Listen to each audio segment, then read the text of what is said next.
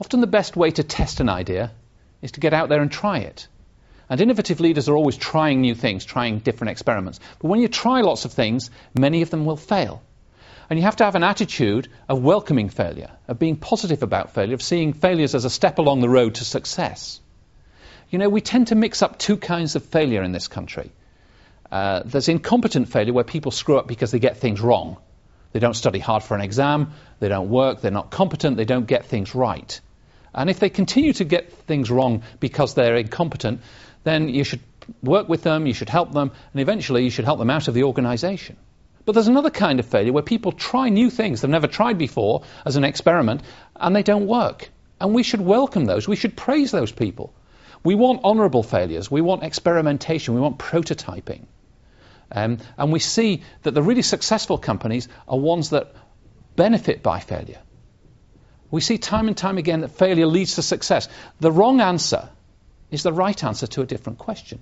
Christopher Columbus failed when he set out to find India. He found the USA instead. Dom Perignon failed when he had a secondary fermentation in his wine. He invented champagne.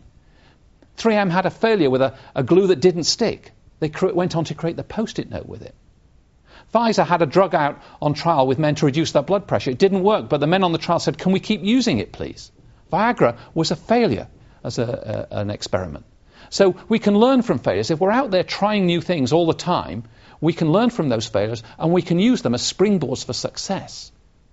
Alessi, the Italian kitchenware design company, has a display cabinet in their research and development centre, in their design centre. And in that display cabinet is all of their greatest failures.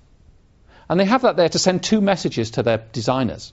First of all, never get complacent. No matter what we do, we can fail. And secondly, we should be proud of our failures, because failures help us to succeed. If we're not failing, if we're not being bold enough, then we're never going to succeed.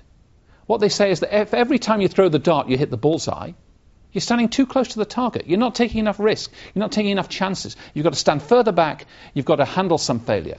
What I advise my clients is this: fail often and fail cheap.